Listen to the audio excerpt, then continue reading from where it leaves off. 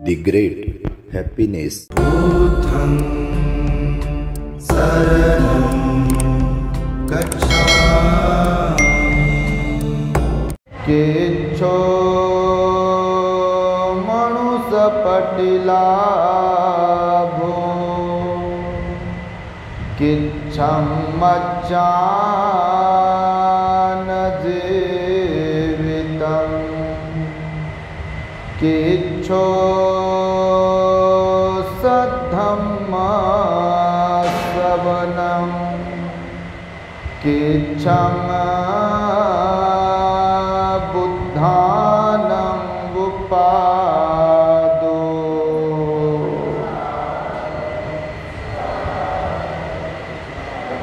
संपूर्ण विश्वाला ज्यांनी सुख शांती मानवता तथा दुःखमुक्तीचा आर्य संदेश दिला असे ते दुःखमुक्तीचे मार्गदाता दुःखमुक्त महामानव महान कारुणिक तथागत भगवान सम्यक संबुद्ध तथागतांनी आपल्या शुद्ध प्रज्ञेतून निर्मिलेला सद्धम्म आणि त्याच सद्धम्माचा गेली 2500 वर्षांपासून सातत्याने अहोरात्र प्रचार आणि प्रसार करणारा पूजनीय भिक्खू संघ या महान आणि सर्वश्रेष्ठ अशा त्रिरत्नांना प्रथमतः त्रिवार अभिवादन करतो, ज्यांच्या महान आणि असीम त्याग प्रभावामुळे आपल्याला जो हा अनमोल असा बुद्ध धम्म लाभला आणि ज्यांच्यामुळे आपल्याला हे एवढे मोठे वैभव प्राप्त झाले असे महान युग प्रवर्तक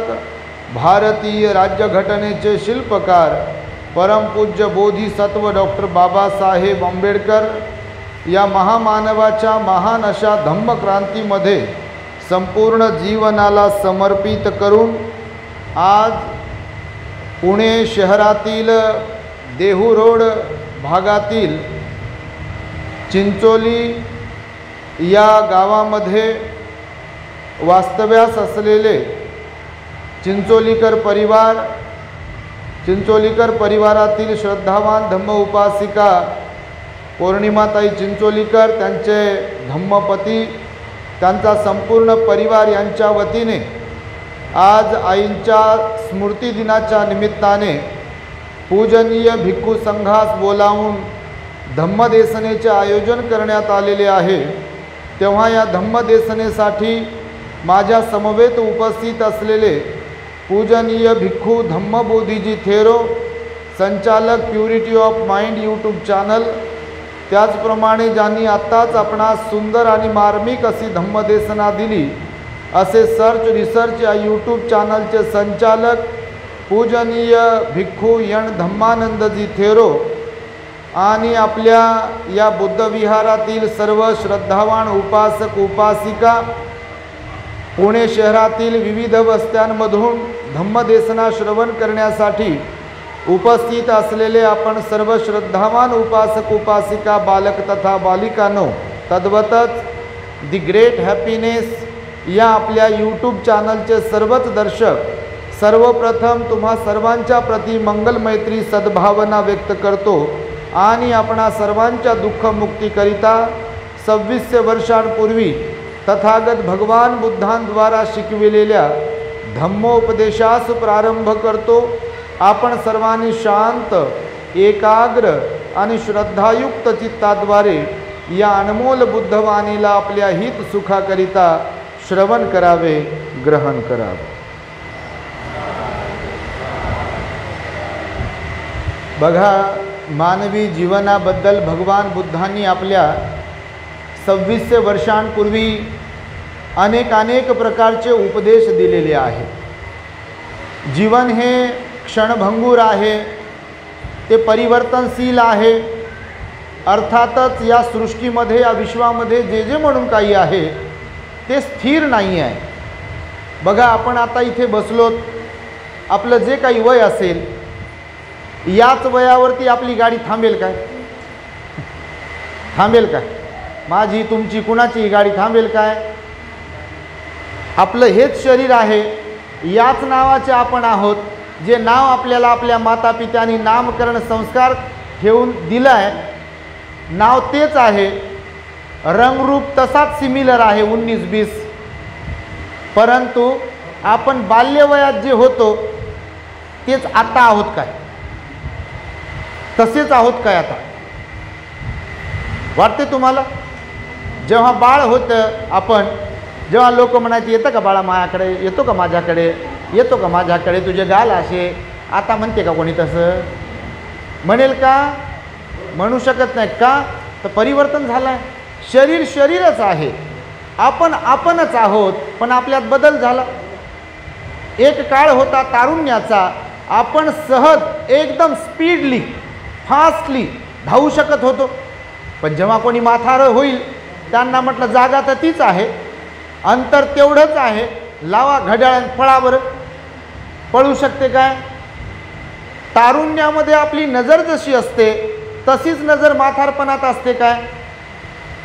तारुण्यामध्ये जसं आपल्याला सहज ऐकायला येते हळूहळू बोललेलं, पण असं पुटपुट पुटपुट पुट बोललेलं, पण म्हातारपणात कानाला हात लावा लागते की नाही? लागते का नाही? बापा मुख्यच बसले तुम्ही का याच्यापेक्षा वेगळे आहे का तुम्ही? याच्यापेक्षा वेगळं कोणीच नाही. कोणती जात असो, कोणता धर्म असो, लय शिकलेले असो, बिलकुल अडाणी असो, श्रीमंत असो का गरीब असो, याचा काही संबंध नाही. जीवनाची हकीकत वेगळीच आहे प्रत्येकाच्या आपल्या, आणि आपण म्हणजे बरेच लोक जगतात वेगळ्याच भ्रमात. भगवंताने भ्रमात जगणाऱ्या लोकांना ध्यानावर आणण्यासाठी त्यांना उपदेश केलेले आहेत. माहिती आहे तुम्हाला? ते राजे लोक असतील, प्रधान लोक असतील, सेवक लोक असतील, सावकार लोक असतील, अत्यंत सुंदर लोक असतील, तरुण असतील, एकदम शरीराने धाड धिप्पाड असतील, त्या प्रत्येक व्यक्तीला की ज्याला जीवनाचा अर्थ समजलेला नाही आहे, जे लोक भरकटलेले होते, त्या तशा लोकांना त्यांच्या विनंतीवरून भगवंताने अत्यंत मार्मिक असे उपदेश दिले आणि त्या लोकांना जीवनाचा अर्थ समजून सांगितला. आणि ज्यांनी ज्यांनी बुद्धावर, धम्मावर, संघावर श्रद्धा ठेवली त्या लोकांनी बुद्ध धम्माचं आचरण करून श्रद्धापूर्वक आपल्या जीवनाचं सोनं करून घेतलेलं आहे. परंतु ज्यांनी बुद्धाचं ऐकलं नाही, जे घमेंडीमध्ये, अहंकारामध्ये, मीच मीन, मला जे समजते ते कोणाला समजत नाही, माझ्यासारखं कोणीच नाही, माझा झेंडा गावात, नगरात, गल्लीत, सगळीकडे, माझ्या कुटुंबात मला जे जमते ते कोणालाच जमत नाही, मीच मी, तर त्यांचं एक दिवस येते ते मोडूनच जातात कटकन. जसं एखादं बदामाचं झाड लावलं आहे, त्याला सरळ जर न्यायचं तर त्याच्या बाजूला सपोर्ट म्हणून लाकूड लावतात बघा, पण लाकूड तेवपर्यंतच लावू शकतो जोपर्यंत तो रोपटा आहे. ते एकदा झाडाचं खोड वाढलं आणि समजा लहानपणी रोपटा असताना त्याला असं सपोर्ट म्हणून लाकूड लावलंच नाही आणि वाढता वाढता ते वाकडंच वाढलं समजा झाड, आणि नंतर बरेच वर्ष झाले त्याचं खोड बनलंय, झाड खूप वर्षाचं झालंय, आणि तेव्हा समजा झाड लावणाऱ्याच्या ध्यानात आलं की गड्या हे झाड तर वाकडंच वाढलंय, याला जरा आपण सरळ करू आणि लावू का, मग लोखंड लावू का, एखादं लाकूड लावू का सरळ करण्यासाठी, तर लावलं तर काय होईल? त्या वाकड्या वाढलेल्या झाडाला जर सरळ करण्याचा प्रयत्न केलाच कोणी तर ते झाड कटकन मोडूनच जाते. बघा, जीवनाचं पण असंच आहे म्हणाले भगवान बुद्ध. म्हणून योग्य वेळ आपल्याला समजली पाहिजे. कधी काय करायचं आहे, कधी काय बोलायचं आहे, कुठे कसं वागायचं आहे, कोणाशी कसं वागायचं आहे, याची विशिष्ट प्रकारची वेळ आहे म्हणाले भगवान बुद्ध. कारण वेळ एकदा निघून गेली की परत येत नाही. आता आम्ही आलो इथं बरोबर 4-4:30 वाजता, बरोबर की नाही? आता वाजले का 4? थांबली का काटा? थांबलाय का? थांबते का काटा?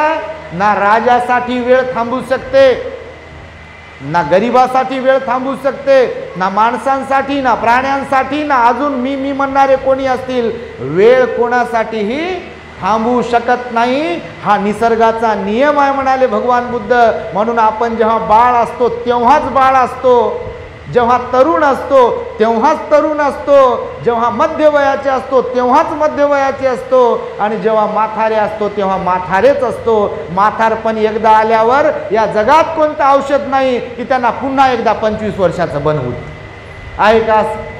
आहे का? कुठे डॉक्टर तुमच्या पुण्यात आहे का? डॉक्टर एखादा हॉस्पिटल आहे का? बा लय पैसे देतो मी, आता माझं डगडग डगडग असं अंग हलू लागलं एकदम म्हातारपणामुळं, मी पैसे देतो आणि मला जरा 20 वर्षाचं बनवा. बनवता येईल? बनवता येते का कोणाला तरी? कोणाला बनवू शकत नाही, कारण निसर्गाच्या नियमाला कोणी बदलवू शकत नाही. हा नियम निसर्गाचा समजून घ्या म्हणाले भगवान बुद्ध. म्हणून ही मी प्रारंभी गाथा म्हणालो ना,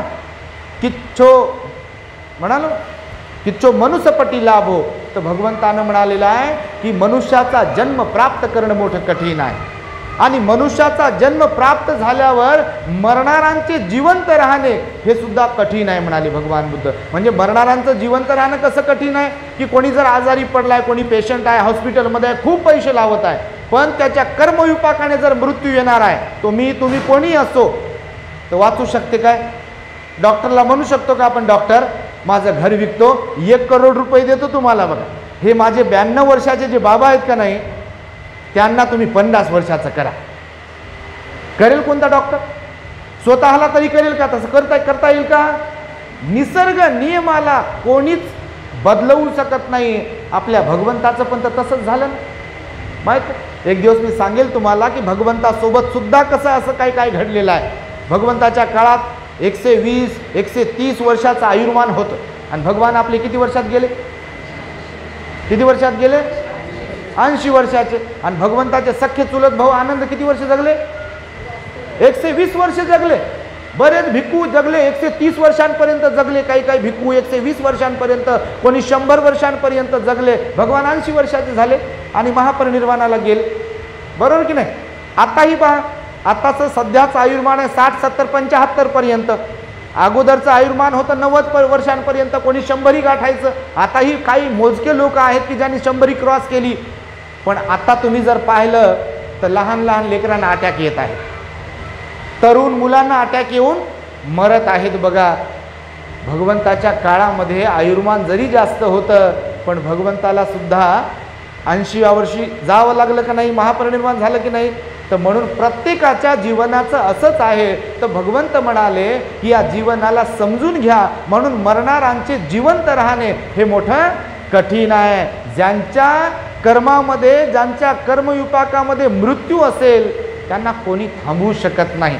आणि त्यामुळे मिळालेल्या आयुष्याचा सदुपयोग करता आला पाहिजे. आपण जगतोय कशासाठी याचं तेवढं गणित माणसाला समजलं पाहिजे. जगतोय कशासाठी?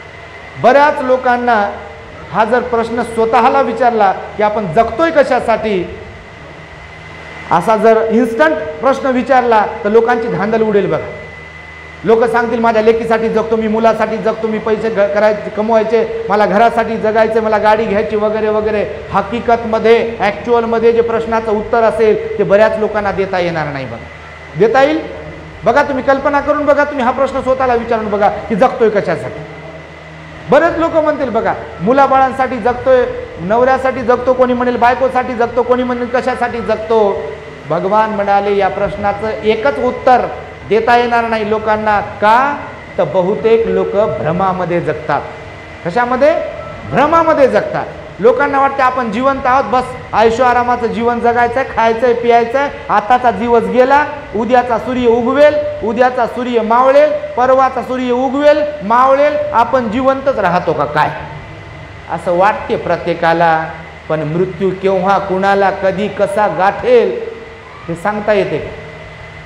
तुम्ही वर्तमानपत्र वाचत असाल, टी व्हीवरती न्यूज पाहत असाल, तर रोज दररोज प्रत्येक परिसरातून कुणाचा ना कुणाचा कोणत्याही प्रकारे, कोणत्याही वयामध्ये असताना आणि कुठेही मृत्यू होत असतो. बघा, तुम्ही स्मशानभूमीच्या नोंदी जर पाहिल्या तर एकाच वयोगटाचे लोक नाही आहे मरणारे, एकाच जातीचे पण लोक नाही आहेत मरणारे, वेगवेगळ्या जातीचे लोक आहेत, श्रीमंत आहेत, कोणी गरीब लोक आहेत. आणि म्हणून भगवान बुद्धाने सांगितलं की या जीवनाची सत्यता आपण समजून घेतली पाहिजे. आपलं शरीर हे परिवर्तनशील आहे, याच्यामध्ये काहीच परमनंट नाही आहे म्हणाले भगवान. या मर्त्य स्वरूपातील शरीराला समजून घ्या, कारण याचा स्वभाव आहे अनित्य. अनित्य म्हणजे काय? नित्य नाही आहे, शाश्वत नाही आहे, ध्रुव नाही आहे, कारण हे बदलणारं आहे. आज म्हणून तुम्हाला मी सुरुवातीला म्हणालो की आत्ता आपण जसे आहोत तसे सुद्धा आपण कायम राहू शकत नाही. बघा, प्रत्येक आपल्या कुटुंबाच्या लोकांचा विचार करा. जे तरुण होते तेव्हा कसे होते, आता आहेत तर आता कसे आहे. विशेष म्हणजे धनसंपत्तीच्या संदर्भातही भगवान बुद्ध म्हणाले, ज्या लोकांना धनसंपत्तीबद्दल अहंकार आहे ती धनसंपत्ती सुद्धा वेळ प्रसंगी त्या व्यक्तीची ज्याने कमवली आहे त्यांची होऊ शकत नाही. ते डॉक्टरांना जर म्हणतील मीच कमवलं आहे, तुम्हाला हवं तेवढं देतो मी आणि ही याच्यामुळे मला वाचवेल का ती धनसंपत्ती? नाही.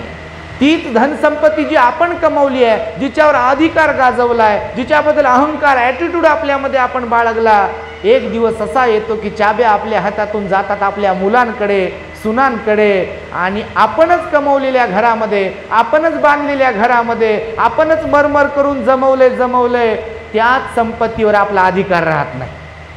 राहते काय? विचारलं की लोक असे मुकेच बसतात. कारण वरवर करणी आपण किती ज्ञानी आहोत, किती डिग्र्या घेतल्या, कोणत्या नोकरीला आहोत, कोणत्या पदावर होतो, हे फारसं महत्त्वाचं नाही आहे.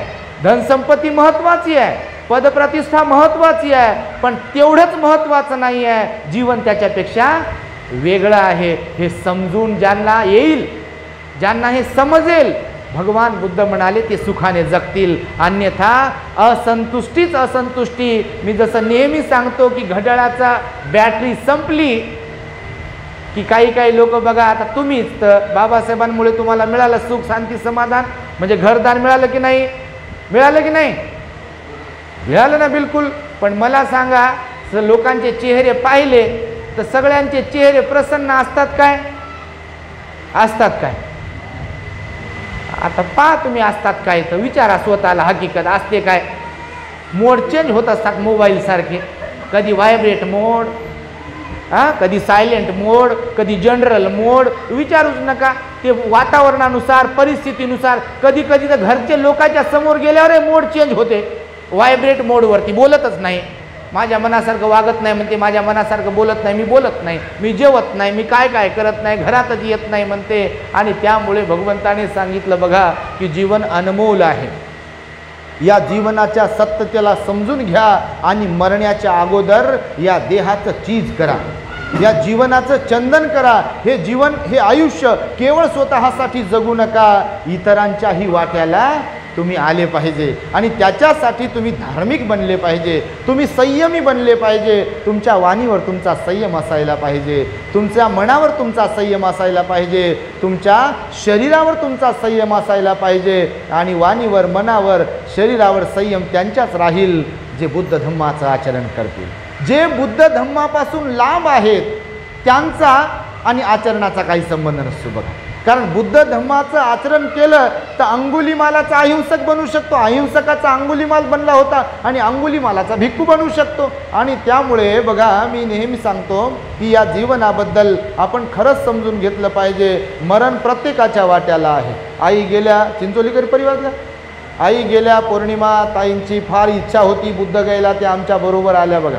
बुद्ध गयला आलेले भरपूर इथे आहेत.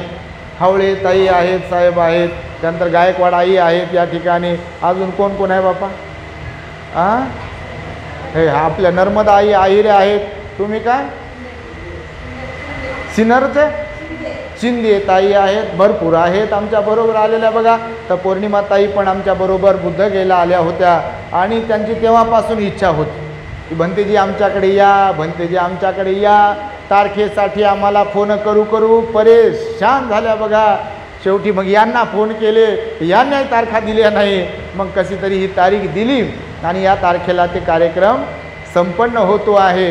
पुण्यामध्ये बऱ्याचदा आम्ही येतो, सगळीकडेच आम्ही फिरतो आहे. धम्मदौरे असतात, तुम्ही पाहत असाल आपल्या चॅनलवरती लोक प्रवचन ऐकतात आणि खूप मोठी गोडी लोकांना निर्माण झाली आहे बघा. घराघरामध्ये प्रवचनं चालतात, कोणी टी व्हीवर लावते, कोणी मोबाईलवरती ऐकते आणि लोकांमध्ये परिवर्तन होत आहे. आणि भगवंताला हेच अभिप्रेत होतं, बोधिसत्व बाबासाहेबांनी हेच अभिप्रेत होतं की आपल्या लोकांना बुद्ध धम्म समजला पाहिजे. बुद्ध धम्म समजल्याशिवाय त्याचं आचरण होऊ शकत नाही. आणि म्हणून बघा, ह्या बुद्ध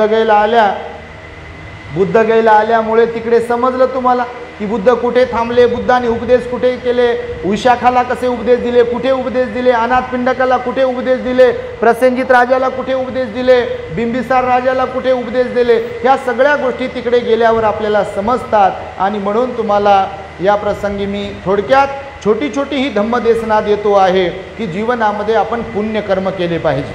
भगवान बुद्ध म्हणतात हे जीवन वाया घालवलं नाही पाहिजे, जीवनाचं चित केलं पाहिजे. आपल्याबरोबर जर काय येईल आणि परमनंट जेव्हापासून आपल्या आईला गर्भधारणा झाली त्या क्षणापासून त्याच्या पूर्वीपासून अर्हत होईपर्यंत आपल्याबरोबर कायम जर काय असेल येत असेल तर ते म्हणजे आपले कर्म.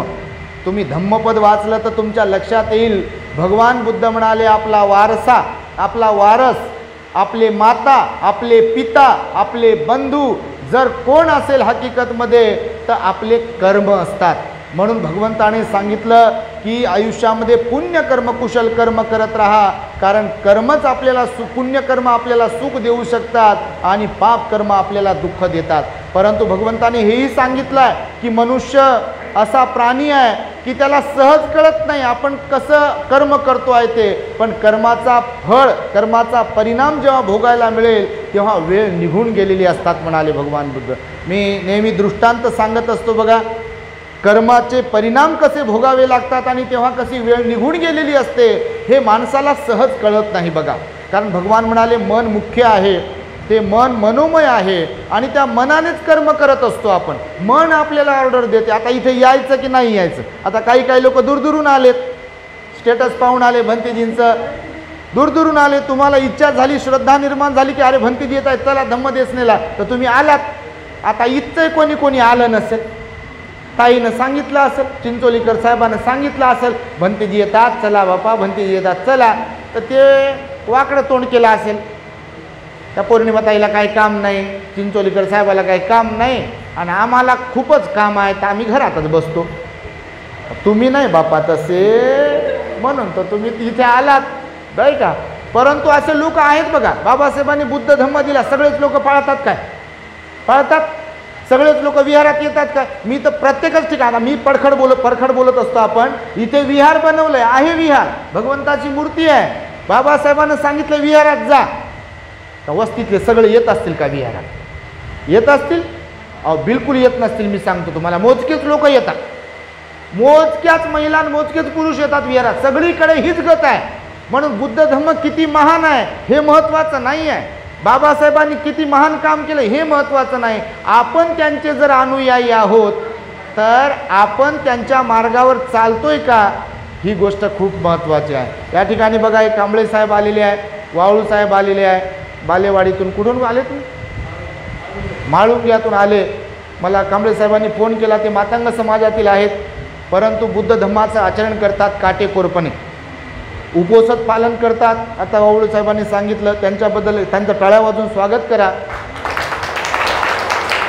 त्यांच्याबद्दलची गुड न्यूज सांगेल मी. त्यांनी मला व्हॉट्सअपला मेसेज केला, कॉल पण केले आणि त्यांनी सांगितलं भंतेजी मला बुद्ध धम्माची दीक्षा घ्यायची आहे तुमच्याकडून आणि म्हणून त्यांच्यासाठी तुम्हाला टाळ्या वाजवायला सांगितल्या. बघा, हे परिवर्तन आपल्याला करता आलं पाहिजे स्वतःमध्ये. नाही तर नेहमी सांगतो मी, आले काय तर आले जन्माला आणि गेले काय तर गेले. भाऊ बस ना खाली, आले काय तर आले आणि गेले काय तर गेले, असं बऱ्याच जणांचं जीवन आहे बघा. येतात जन्माला खायच्यासाठी खाण्यासाठी जगायचं, जगण्यासाठी खायचं, खाता खाता मरायचंय, बटन दबलं की गेले, कहाँ गए तो पता नहीं, क्या लाए ये भी पता नहीं.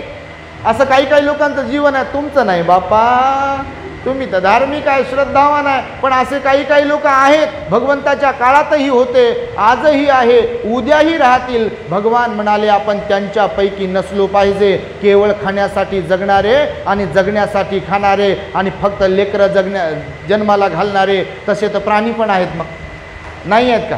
पशुपक्ष्यांचं पण तर तेच जीवन आहे ना. बघा तुम्ही, ते पण अंडे घालतात, काही पिल्लं जन्माला घालतात, काही गर्भवती राहतात आणि पिल्लं जन्माला घालतात आणि बस ते पिल्लं जोपर्यंत खाता येत नाही त्याला खाऊ घालतात इकडून तिकडनं आणून आणि नंतर ते मोठे झाले की ते पक्षी पिल्लं पण उडतात. माणसं पण तसंच करत असतील. बस पैसों के लिए जीना है, बच्चों के लिए जीना है, घर निर्माण करायचं आहे, गाडी घ्यायची आहे. तर भगवान म्हणाले प्राण्यांमध्ये आणि माणसांमध्ये काय फरक आहे मग? म्हणून या जगामध्ये मनुष्य प्राणीच असा आहे की तो बुद्ध बनू शकतो. मनुष्य प्राणीच असा आहे की तो अर्हत बनू शकतो आणि म्हणून भगवंताने सांगितलंय मनुष्याला मन आहे, चांगलं काय वाईट काय योग्य काय अयोग्य काय हे माणसाला समजते, म्हणून माणसाने ध्यानावर आलं पाहिजे. एक तुम्हाला मी घडलेली हकीकत सांगेल बघा की खरंच लोक कसे भ्रमात जीवन जगतात. पैसा धन दौलत आज बघा घराघरामध्ये आजारांनी पछाडलेला आहे प्रत्येक व्यक्तीला. तुमच्यापैकी सुद्धा प्रत्येकाला कोणाला मी उठवलं तर इथे तुमच्यामध्येच बसलेले कितीतरी डायबिटीजवाले लोक असतील, शुगरवाले, कितीतरी लोक बीपीवाले असतील बघा, कितीतरी लोकांच्या गुडघ्यांचा प्रॉब्लेम असेल बघा. बघा आता हे वरती बसले आपल्या आया, गुडघे कामातून गेले. आता ते बाबा तिकडे बसले बघा पाठीमागं जाऊन त्याच्या मी सांगू आता मीच काय कोणी सांगू शकते. एक तर कंबर कामातून गेली, नाही तर गुडघे कामातून गेले, एक तर वयोमानानुसार, नाही तर ते गुडघ्यांचे आजार झालेत. कोणाकोणाला खाली बसता येत नाही, कोणाकोणाला तर मांडी घालता येत नाही आणि कोणाकोणाला तर गुडघ्यावर तर बसताच येत नाही बापा. मी तर म्हणतो म्हाताऱ्यांचीच गोष्ट सोडा, आजकालच्या तरुण पोरांना गुडघ्यावरती बसता येत नाही. हकीकतमध्ये भगवंताने तर सांगितलं की त्रिवार पंचांग प्रणाम केला पाहिजे, पण जमत नाही. त्या दिवशी एका लग्नाला बोलवलं गेलो तर नवरदेवाला म्हटलं बा गुडघ्यावरती बसून पंचांग प्रणाम करा ना, तर नवरदेव फुगलेला होता आणि नवरीबाई फुगलेली होती. ते म्हणे भंतीजी आम्हाला मांडीच घालून बसता येत नाही आणि गुडघ्यावर कधी बसावं. असं आहे गणित आता काय का, आता खायचं फुगायचंय दुसरं काय. आणि सवय नाही पहिली गोष्ट तर, माता पित्याने संस्कार दिले नसतील कधी. आता रोज रोज एखादी गोष्ट प्रॅक्टिस करत असेल, प्रयत्न करत असेल तर ती सहज जमते. तुमच्यातले कोणी म्हातारा असेल ते गुडघ्यावरती बसून पंचांग प्रणाम करत असतील, पण ज्यांना सवयच नाही तर तारुण्यातही गुडघे वाकत नाही त्यांचे. तर म्हणून एका ठिकाणी मंत्रालयामध्ये उच्च पदावरती क्लास 1 ऑफिसर असलेला एक व्यक्ती रिटायर्ड झाला. बघा तुम्ही जीवन कसं आहे आणि लोक खरंच कसं जीवनाला चुकवतात आणि जीवन कसं मग वेळ निघून गेल्यावर वायाला जाते. त्याचं एक घडलेली घटना सांगतो तुम्हाला, ही काल्पनिक नाही आहे. मंत्रालयामध्ये कामाला होते ऑफिसर, क्लास 1 ऑफिसर होते, रिटायर्ड झाले. आता जोपर्यंत शासकीय नोकरीत होते तोपर्यंत शासकीय क्वार्टर होते, क्वार्टर मिळतात ना गव्हर्नमेंट. आता त्या क्वार्टरमध्ये राहायचे मस्तपैकी, मोठं त्यांचं क्वार्टर.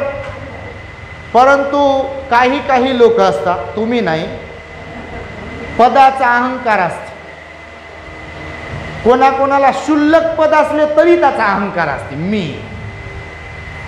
मी बापा विचारूच नका, कटकन मोडते. मग ज्ञान असावं, ज्ञान असावं, श्रीमंती पण असावी, सौंदर्यही असावं, पदप्रतिष्ठेमध्ये पण राहा, पण त्याचा अहंकार असेल तर काही खरं नाही. गर्वाचं घर कुठे कुठे, गर्वाचं घर जर खाली आहे तर आपल्यात गर्व आल्यावर आपलं घर कुठं जाईल की नाही.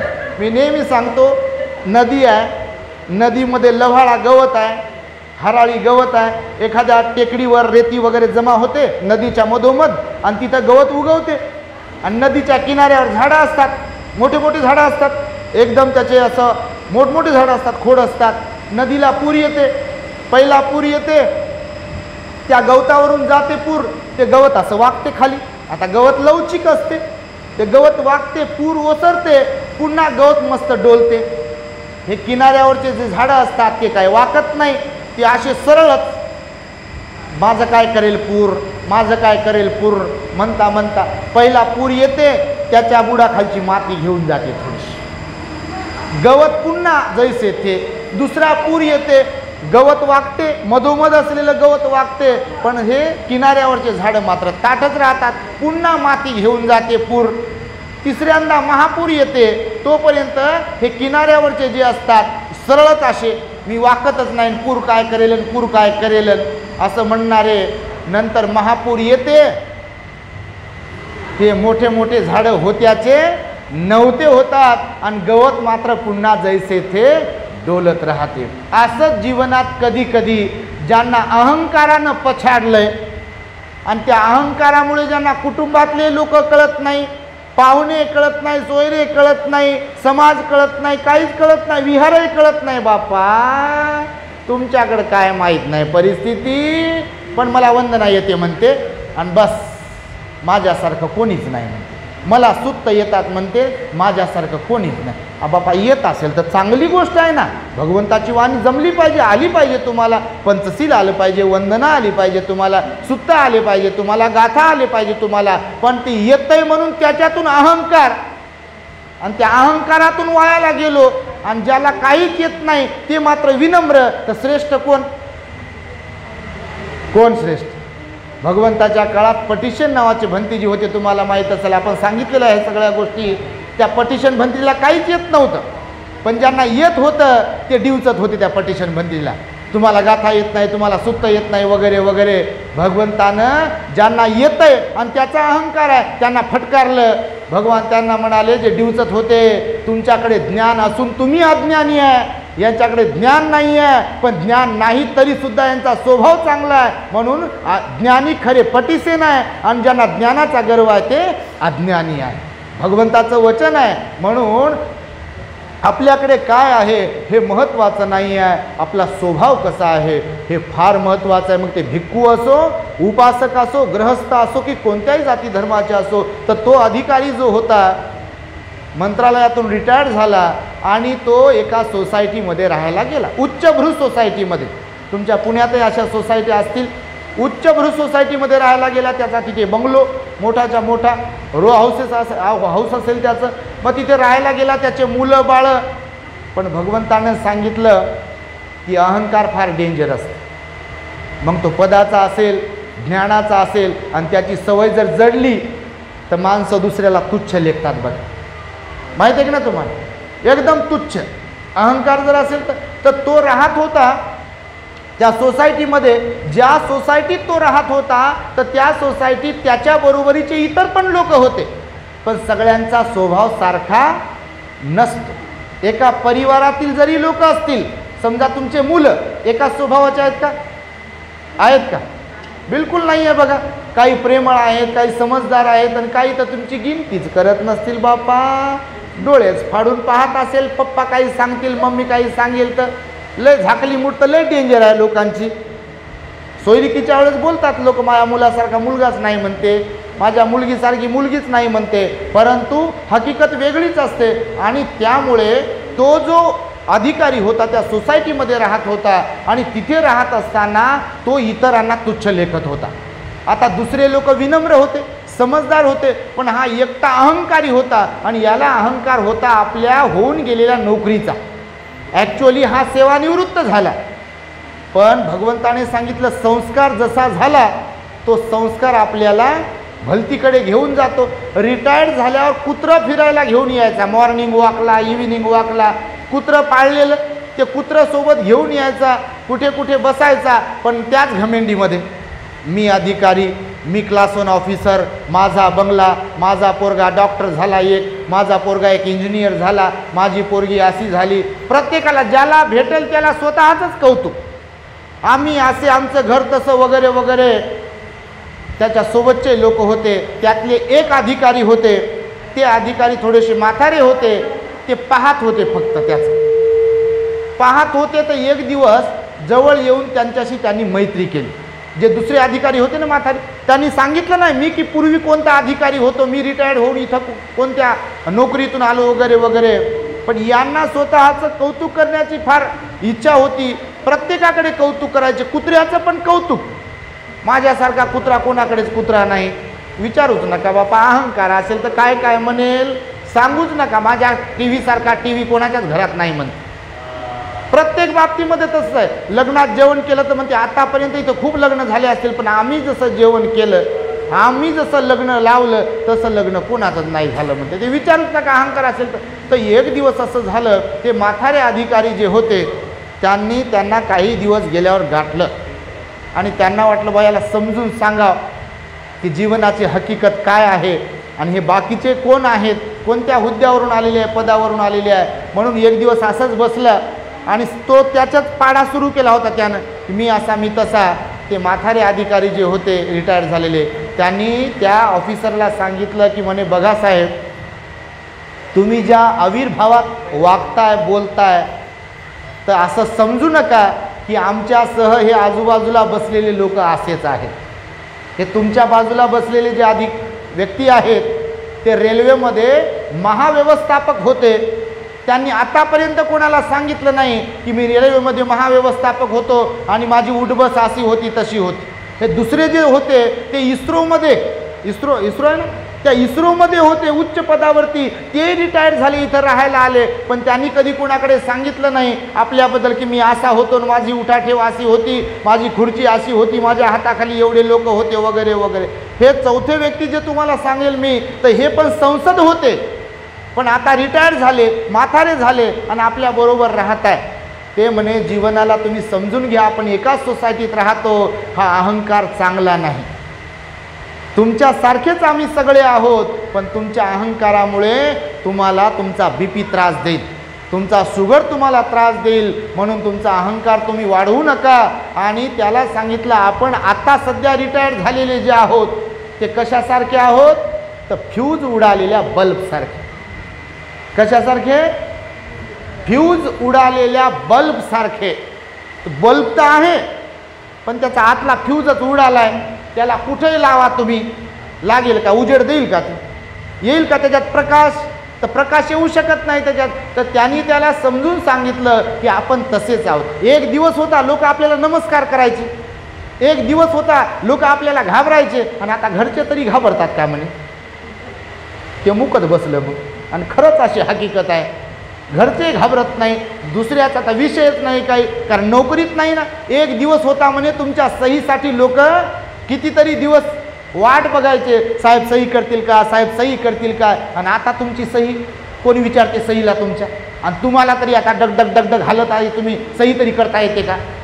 असं त्यानं प्रेमानं झापलं त्यानं. आणि असं जीवनात खरंच कोणीतरी पाहिजे की आपल्या चुका आपल्या निदर्शनास आणून देणारे. आणि जोपर्यंत मनुष्य आपल्या चुका कबूल करत नाही तोपर्यंत सुधरू शकत नाही. अंगुलीमाल सुधारला तर आपोआप नाही सुधारला, त्यानं स्वीकारलं स्वतःचे अवगुण, स्वतःचा ते डाकूपणा, स्वतःमध्ये निर्माण झालेला अहंकार त्यानं स्वीकारला. भगवंताने सांगितलं ज्याला स्वतःमध्ये बदल करायचा आहे, ज्याला स्वतःला चांगलं बनायचं आहे, त्यानं स्वतः कबूल केलं पाहिजे की माझं काहीतरी चुकते. तुम्ही कौटुंबिक संसारिक जीवन जरी जगत असाल तर घराची घडी जरी नीट करायची असेल तर कौटुंबिक जीवन जगणाऱ्या लोकांनी सुद्धा माझ्याचमुळं सगळं काय, मीच मी आहे असं कधी न मानता आपल्याही चुका होत आहेत का, आपणही जास्त बोलतोय काय, आपण टॉर्चर करतोय काय, आपण त्रास देतो का, याचा विचार करायला पाहिजे. पण माझा झेंडा जर वरती ठेवायचा असेल आणि त्याच आविर्भावात जगत असेल तर घराची घडी राहील का नीट? आणि म्हणून घराघराची जी घडी विस्कटलेली आहे अनेक लोकांच्या, त्याला हेच कारण आहे बघा, अहंकार. म्हणून भगवंताने त्या काळामध्ये सांगितलं बघा की जीवन हे फार सुंदर आहे, त्याला तसं आपल्याला बनवता आलं पाहिजे. कारण इतरांना जे काही दिलंय शरीर यष्टी तीच आपल्याला दिली आहे, बरोबर की नाही? पण माणसात फरक आहे का नाही? माणसं माणसंच आहेत, पण माणसात फरक आहे. कोणी दानी आहे तर कोणी कंजूस आहे, कोणी सिलवान आहे तर कोणी दुःशील आहे, कोणी सदाचारी आहे तर कोणी दुराचारी आहे, कोणी मदत करणार आहे तर कोणी लुटणार आहे, कोणी प्रेमळ आहे तर कोणी क्रोधी आहे का नाही? माणसंच आहेत, पण माणसाच्या स्वभावामध्ये फरक आहे म्हणाले भगवान बुद्ध. म्हणून कर्मावर विश्वास ठेवा म्हणाले भगवान. कारण कर्म करताना काही वाटत नाही, वाईट कर्म अकुशल कर्म करताना, या वाणीनं कोणाला तुच्छ लेखताना, अहंकाराची भाषा बोलताना, कोणाला शिव्या देताना, निंदा करताना वाटत काही नाही आपल्याला. तेवढ्यापुरतं वाटते की बरोबर आहे, माझंच बरोबर आहे, माझंच बरोबर आहे. पण भगवान म्हणाले या वाणीनं केलेल्या कर्माचा फळ परिणाम भोगायला जेव्हा मिळेल ना तेव्हा वेळ निघून गेलेली असते आणि त्या कर्माचे भोग भोगावेच लागतात, मग कोणीही असो. या मनानं सुद्धा ज्यांच्या कुणाच्याबद्दल राग, द्वेष, लोभ, मोह, माया उत्पन्न करत असेल, ईर्ष्या उत्पन्न करत असेल, संशय उत्पन्न करत असेल, द्वेषाची भावना उत्पन्न करत असेल, तर भगवान बुद्ध म्हणाले तेव्हा तसं कर्म करताना काही वाटत नाही, पण त्या कर्माचा भोग जेव्हा भोगण्याची वेळ येईल तेव्हा वेळ निघून गेलेली असते म्हणाले भगवान बुद्ध. सगळ्या बाबतीमध्ये या हातापायानं भगवान बुद्ध म्हणाले जर तुम्ही वाईट कर्म करत असाल, कोणाला मारझोड करत असाल, कोणाला त्रास देत असेल, परेशान करत असाल, तर कर्म करताना काही वाटणार नाही तुम्हाला, पण जेव्हा कर्माचं फळ भोगायला मिळेल तेव्हा वेळ निघून गेलेली असेल म्हणाले. म्हणून भगवंत म्हणाले जीवनामध्ये सावधानता खूप महत्त्वाची आहे. सतर्क राहणे खूप महत्त्वाचं आहे. काया वाचा मनावर संयम ठेवण्यासाठी आपण सतर्क असलो पाहिजे. बघा, मागे मी एकदा सांगितली होती बगळ्याची आणि मास्यांची आणि खेकड्यांची एक कथा तुम्ही ऐकली असेल आपल्या चॅनलवरती. बघा, थोडक्यात सांगतो मी तुम्हाला की खरंच कर्माचा परिणाम कसा आपल्याला भोगावा लागतो आणि भोगायची वेळ आल्यावर आपल्याला वेळ तिथे राहिलेली नसते. एकदा एका तलावामध्ये माश्या होत्या, खेकडे होते आणि एक बगळा पण तिथे यायचा. तर सगळ्यांची मैत्री होती. बगळा त्या काठावर बसून, बगळ्याचं काय काम असते? माश्या खाणे बगळ्याचं काम आहे. तर मग झालं असं की तो तलाव जो आहे, ज्या तलावात माश्या होत्या, तर तलाव आटत आटत आटत आटत आला. आता तलाव आटते, आता जसं पाऊस कमी पडते, पाणी टंचाई आहे, तर ते तलाव आटत आटत आला.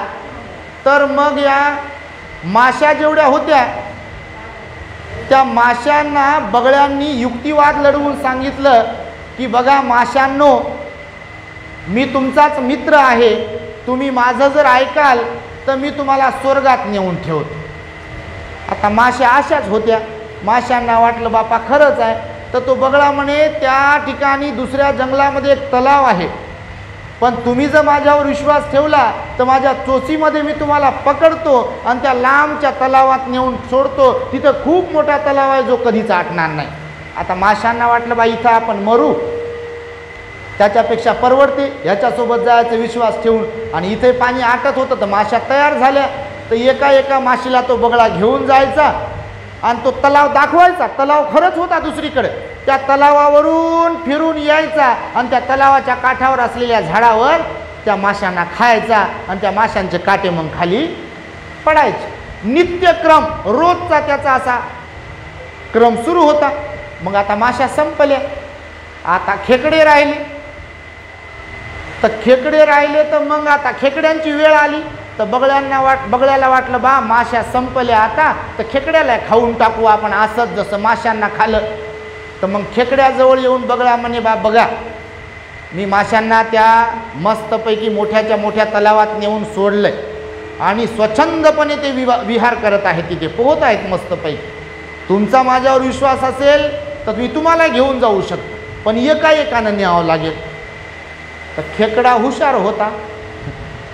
तर खेकडा म्हणे ठीक आहे, हरकत नाही, पण बघ म्हणे माश्या छोट्या छोट्या होत्या, त्यांचं वजन कमी होतं, तुझ्या चोचीमध्ये त्या बरोबर बसत होत्या. आता माझं हातपाय एवढे जास्त आहे माझे, आता माश्यांना काय हातपायच नव्हते, तर मला हातपाय आहेत. तर मग तुला त्रास होऊ नये, तुझ्या चोचीतून मी निसटू नये आणि खाली पडून मरू नये, याच्यासाठी माझ्या डोक्यात एक युक्ती आहे म्हणे. आता बगळ्याचं डोकं चालत नव्हतं. बगळा भ्रमात होता की बस मीच माशांना खाऊ शकतो, मी सगळ्यांनाच खाऊ शकतो, माझ्यासारखं हुशार कोणीच नाही, असं वाटते कोणाकोणाला संसारात. तर खेकडा म्हणे एक काम करू आपण, तुझ्या चोचीत तर तुम्हाला धरू शकत नाही, तर मी काय करतो म्हणे, माझ्या नांग्या मोठ्या मोठ्या आहेत, तर मी तुझ्या मानेला पकडतो म्हणे. नांग्यामध्ये म्हणजे नांगेनं मानेला पकडतो म्हणे, पक्की पकड आहे म्हणे माझी. तर बगळा म्हणे ठीक आहे. बगळाच्या लक्षातच आलं नाही, कारण खेकड्याच्या मनात संशय होता. याला वाटलं बा एवढा प्रामाणिक बगळा कसा काय झाला माश्यांना नेऊन तिकडं सोडायला. तर बगळ्यानं आपल्या खेकड्यानं पकडलं आणि बगळा खुश. बगळ्याला वाटलं बा आता खेकड्याला खाऊ शकतो. बगळ्यानं त्या खेकड्याला घेतलं आणि उंच भरारी मारली. तोही त्या तलावावर गेला आणि त्या तलावावरून त्यानं चक्कर मारली आणि खेकड्याला बरोबर त्या झाडाच्या फांदीवर आणून ठेवलं. खेकड्यानं पकडलेलंच होतं आणि बगळा बोलायला लागला. म्हणजे बगळा बोलायला लागला म्हणजे बापा बोधकथेतील बोलायला लागला. बोधकथाच असते, नाही तर म्हणाल तुम्ही बगळा कुठं बोलते का आणि खेकडा कुठं बोलते का, तर सीख घेण्यासाठी त्या कथेचं नावच आहे बोधकथा. तर मग बगळा आला आपल्या मोडमध्ये आणि त्या खेकड्याला म्हणे तुझ्यासारखा मूर्ख प्राणी मी पाहिलाच नाही, बघ म्हणे खाली जरा. त्या सगळ्या माशांना मी इथं आणून खाऊन टाकलं, ते काटे त्यांचे हाडं पहा म्हणे. खेकड्याला लय राग आला, खेकड्यानं पकडलेलंच होतं. आणि बगळा म्हणे आता तुझी बारी आली म्हणे, आता तुला खातो. काय काय काय काय बोलला. खेकडा म्हणे झालं का तुझं बोलून.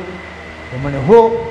मला का तू असंच समजलं का म्हणे वेड, मी कुठं पकडलंय ते तर लक्षात घे म्हणे तुला. हे बेशुद्ध व्हायला आला मग बगळा, कारण खेकड्यानं त्याच्या मानाला पकडलं होतं. आता तुझा बदला घेण्याची वेळ आली म्हणे. मग गयावया करत होता, नाही म्हणे माझ्याकडून गलती झाली, असं झालं तर. ते म्हणे नाही, ते माशा पण माझे मित्रमैत्रिणी होते, तुला तुझं कर्म झालेलं आहे त्याचं तुला फळ मिळेल. आणि खेकड्यानं बरोबर आपल्या नांगीनं त्या बगळ्याचा गळा कट केला आणि बगळ्याचा विषय तिथे संपला. कर्माचं सुद्धा तसंच होते बघा. म्हणून भगवंताने सांगितलं की जीवन जोपर्यंत आहे ते वायाला जाण्याच्या अगोदर आपण चांगले कर्म करा, दान पुण्य करत राहा, शील पालन करत राहा, ध्यान करत राहा, मंगलमैत्री करत राहा, विहारात येत राहा, बुद्धाची वाणी पठन करत राहा, भिक्षू संघाला भंतेजीला भोजनदान देत राहा. माणसं जोडायचे कामं करा, माणसं तोडायचे कामं करू नका. वाईट वाईट भावना मनात ठेवून अहंकाराच्या आहारी जाऊन स्वतःचं जीवन उद्ध्वस्त करू नका, कारण जीवन अनमोल आहे आणि त्यामुळे हे जीवन मर्त्य असल्या कारणाने या जीवनाला तुम्ही समजून घ्यावे. यासाठी मी थोडक्यात आपणास धम्मदेशना दिली. या ठिकाणी आम्हाला पौर्णिमाताई चिंचोलीकर यांनी त्यांच्या परिवाराने श्रद्धापूर्वक निमंत्रित केलं, आमच्या धम्मदेशनेचं आयोजन केलं. निश्चितपणे आपल्यासाठी, आपल्या हितसुखासाठी ही धम्मदेशना उपयुक्त ठरेल अशी मला खात्री आहे. मी सरतेशेवटी नेहमीप्रमाणे आपणास सूचना करेल, विविध विषयांवरती आपल्या दी ग्रेट हॅपीनेस या यूट्यूब चॅनलवरती धम्मदेशना असतात. बुद्ध बाबासाहेबांचा विचार जनमानसांपर्यंत पोहोचावा यासाठी आपलं हे दी ग्रेट हॅपीनेस नावाचं यूट्यूब चॅनल आहे. तर आपण सर्वांनी आपल्या मोबाईलमधून आपल्या चॅनलला सबस्क्राईब करावे, लाईक करावे, कमेंट्स करत राहाव्यात आणि बुद्ध धम्माचा प्रचार आणि प्रसार होण्यासाठी सहकार्य करावे, सहाय्यक बनावे अशी एक मंगल आणि उदात्त कामना व्यक्त करून मी माझ्या शब्दांना इथे पूर्णविराम देतो. भवतो सब मंगलम रक्षन्तु सब देवता सब बुद्धानुभावेन सदा सुखी भवन्तु ते. भवतु सब मंगलम रक्षन्तु सब देवता सब धम्मानुभावेन सदा सुखी भवन्तु ते. भवतु सब मंगलम रक्षन्तु सब देवता सब संघानुभावेन सदा सुखी भवन्तु ते.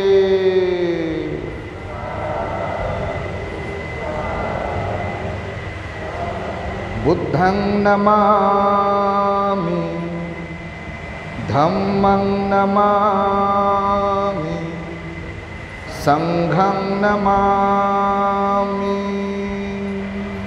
The Great Happiness. बुद्धं शरणं गच्छामि.